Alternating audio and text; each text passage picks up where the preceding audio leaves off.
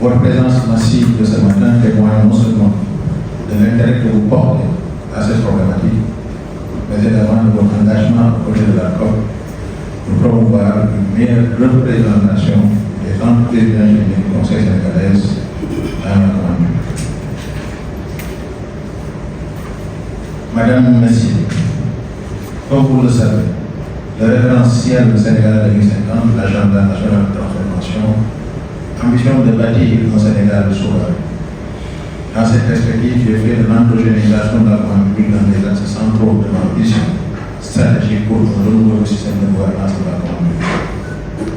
C'est justement dans le cadre de la mise en œuvre de cette mission que je me suis résolu à engager avec vous une démarche inclusive qui permet de définir avec tous les acteurs concernés les mécanismes permettant de garantir une meilleure implication des bureaux du Sénégal dans l'exécution de la commande publique. À ce sujet, l'État du Sénégal a consacré de nombreux mécanismes incitatifs sous forme de marge de préférence pour le commande réservé. À ce titre, l'article 50 du Code des marchés publics prévoit que pour les marchés basés sur appel d'offres international, une préférence est accordée aux candidats de droit sénégalais ou de pays membres de l'UEMOA et aux candidats dont les offres ne comportent que les produits d'origine sénégalaise ou de pays membres de l'UEMOA par rapport aux candidats de droit non communautaire, à condition que leurs offres ne soient pas supérieures au plus de 15% à celles du moins 10 ans. Dans la même dynamique, l'article 47 du Code des marchés publics prévoit la possibilité pour les candidats de se regrouper pour conquérir des marchés sous forme de groupement en mutualisant leurs compétences et leurs ressources. Sur la question particulière des PEP, le droit sénégalais prévoit une faculté pour l'administration de réserver les projets de montant inférieur à 5 milliards aux opérateurs du secteur privé national. Ces multiples avantages visent à permettre aux opérateurs du secteur privé national, notamment les bureaux d'études en particulier, à faciliter leur participation et leur accès renforcé à la commande. Cependant, pour que ces dispositions soient pleinement opérationnelles, il est indispensable de mettre en place des mécanismes d'accompagnement clairs, réalistes et concertés. Mesdames et messieurs, chers invités, je tiens à remercier le bureau de l'APIX représenté ici par son organe exécutif, son président, qui a fait preuve d'un engagement remarquable tout au long de la préparation de cette année. J'attends de vous des propositions concrètes sur les stratégies à concevoir pour rendre effectif l'accès des bureaux du sénégalais et des ingénieurs conseillers à la commande. Plus spécifiquement, je compte sur vous pour identifier les différents domaines d'activité des bureaux d'études et de conseil sénégalais intervenant dans la commande publique. Examiner les dispositions de la commande publique relatives au bureau du conseil. Relever les difficultés et contraintes d'accès à la commande publique pour les bureaux d'études et de conseil et de gestion des contrats avec les autorités contractantes. Formuler des recommandations et définir un mécanisme de suivi et d'évaluation pour une meilleure intégration des bureaux et de conseil dans la commande publique et dans la phase de gestion des contrats.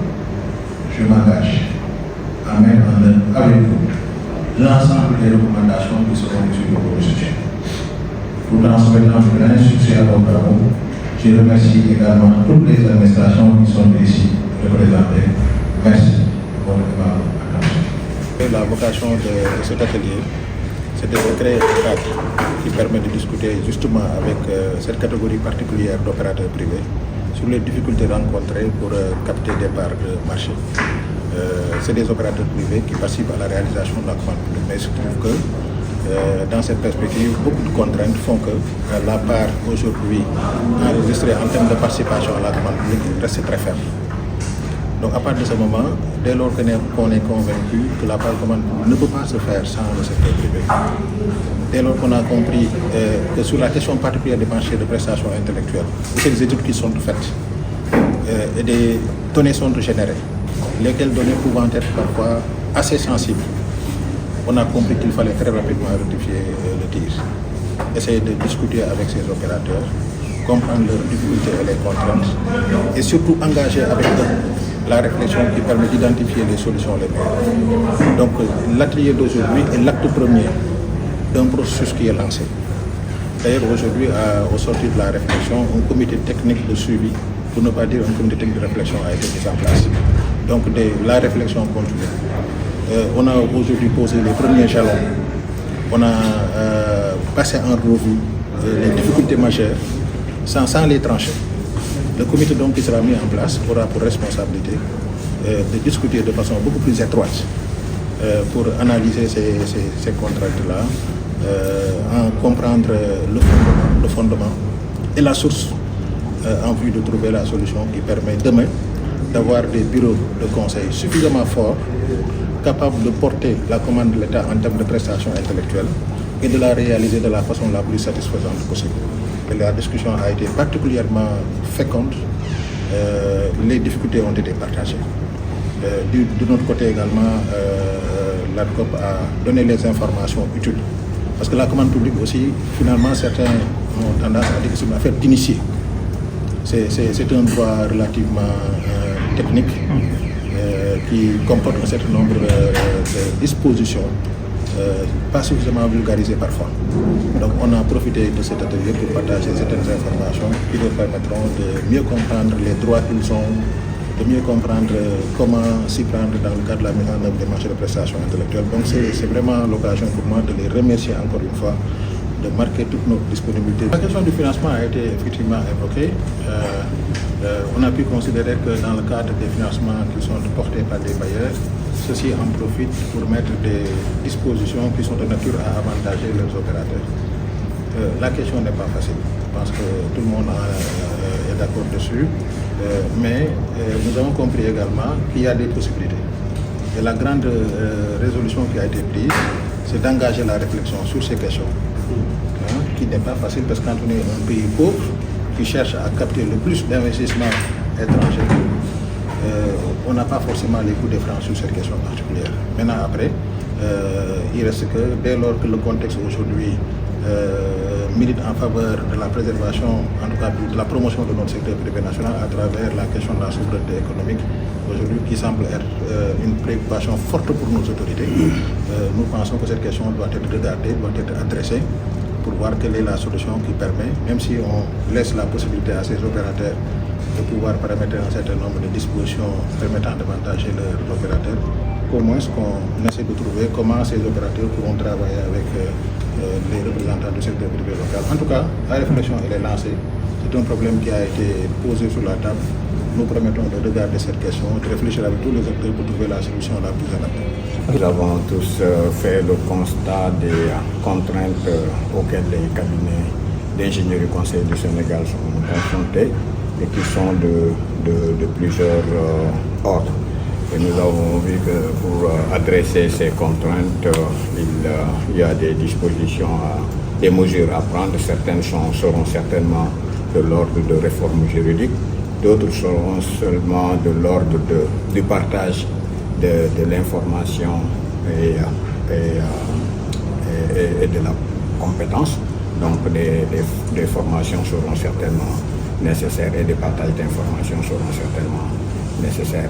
Et nous avons, je parlais d'espoir tout à l'heure, nous avons bon espoir qu'avec toute cette bonne volonté et cette disponibilité dont fait montre l'ARCOP, je crois que c'est un besoin qui sera très largement pris en charge.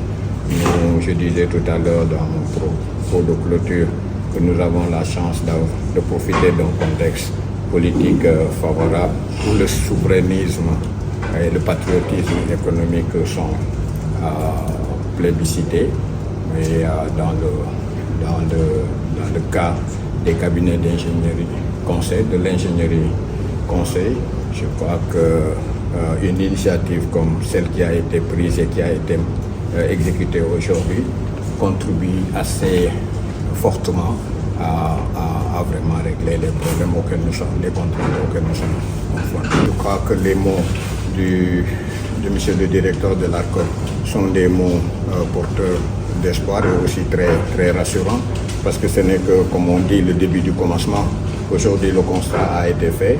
On a identifié un tout petit peu les axes de collaboration et comme il nous y invite, je crois que l'APIX ne ménagera aucun effort pour aller à la rencontre de l'ARCOP et mettre en place des axes de collaboration qui, comme je dis tout à l'heure, seront essentiellement axés sur le partage d'informations, mais aussi le renforcement de capacités. Les mesures vont s'accoler aux causes. Parmi les causes, comme je l'ai dit tout à l'heure, il y a peut-être certains facteurs qui nous sont intrinsèques à nous, entreprises d'ingénierie conseil, c'est-à-dire il faut qu'on s'approprie mieux les textes, donc aller à l'information et renforcer aussi les compétences. Mais, et ça, je crois que les axes de collaboration qui sont définis ici pourront largement le prendre en charge. Mais comme je l'ai dit tout à l'heure, il y a aussi un facteur humain.